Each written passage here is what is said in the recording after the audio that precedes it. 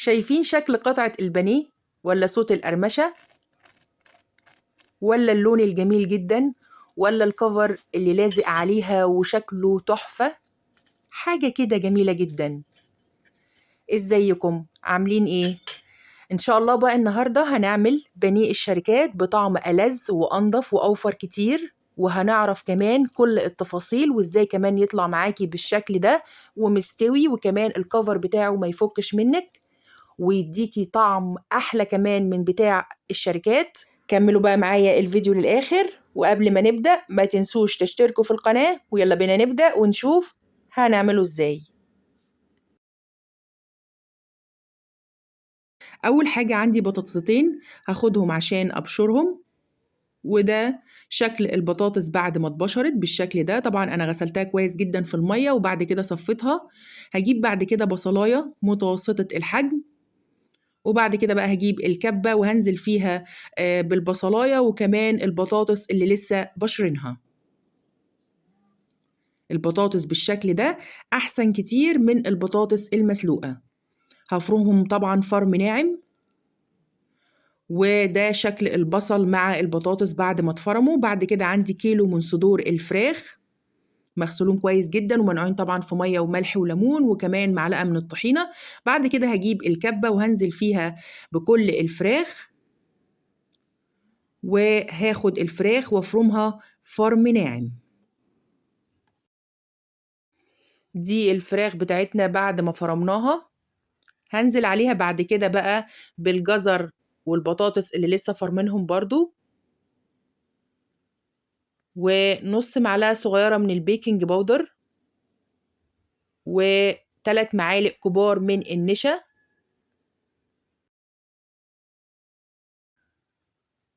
والتوابل بتاعتي بقى عبارة عن مرقة باودر وبصل وتوم باودر، فلفل اسود وبهارات فراخ، ونص معلقة صغيرة من البابريكا. يعني كل التوابل دي معلقة، كل واحدة معلقة، إلا البابريكا نص معلقة صغيرة. وآخر حاجة هنزل بيها الملح، وهاخد كل ده واضربه مع بعضه في الكبة. خلاص بعد ما خلصنا هنجيب بقى ربع كيلو من البقسماط. طبعا الفراخ دلوقتي ناعمة جدا، فهننزل بقى بالبقسماط اللي هو ربع كيلو ورشة من الملح. أنا ما زودتش ملح كتير قبل كده. وهبدأ بقى أعجن البقسماط مع الفراخ لحد ما أحس كده إن الفراخ والبقسماط بقوا حاجة واحدة، أو البقسماط اختفى في الفراخ. وكده خلاص خلصنا. هنجيب بقى طبق وفيه زيت، وابدأ كده امسح ايديا بالزيت، واخد قطعة من الفراخ وابدأ افرد بقى فيها بالشكل ده.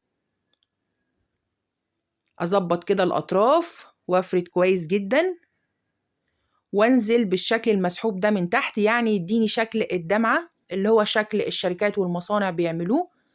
طبعا انتي مطمنة انتي حاطة فراخ ونوعها ايه. ممكن اصلا الشركات تكون ما بتحطش فراخ، ولو بتحط ما تعرفيش نوع الفراخ ده ايه، فانتي كده مطمنة على صحتك وصحة اولادك. بعد ما خلصنا بقى هنجيب صينية وفيها ورق زبدة او ورق بلاستيك اي حاجة، وهنبدأ نرص القطع. هنعمل كمان قطعة كمان. طبعا الحجم انتي اللي بتتحكمي فيه، حجم اصغر او حجم اكبر على حسب راحتك. تمام. هنعمل برضو بنفس الشكل، والسمك بتاعها هيبقى بالشكل ده كده، يعني مش تخين ومش رفيع قوي برضو. وأخلص باقي الكمية. هنا بقى كنا خلصنا تشكيل القطع كلها، ودي الكمية اللي طلعت معانا حوالي ضعف الكمية من كيلو فراخ واحد. هنعمل بقى القشرة الخارجية أو الكفر بتاع البانيه. هجيب كورن فليكس من عند العطار عادي، وانا طحنته خليته نص طحنه، يعني مش خشن قوي ومش ناعم. وبعد كده جبت ميه ودقيق، ممكن تستخدمي بدل الميه اللبن او بيض. اول حاجه خالص هحط القطعه بتاعه البانيه في الدقيق، وبعدين الميه، وبعدين اديها كمان طبقه دقيق وميه، واخر حاجه بقى هديها الطبقه بتاعه الكورن فليكس. احاول اضغط كويس جدا بحيث الطبقه بتاعه الكورن فليكس كده تلزق كويس، ومنساش الجوانب كمان بتاع القطعة بتاعة البانيه. وده شكل القطعة. بعد ما خلصناها هنعمل كمان قطعة بنفس الشكل.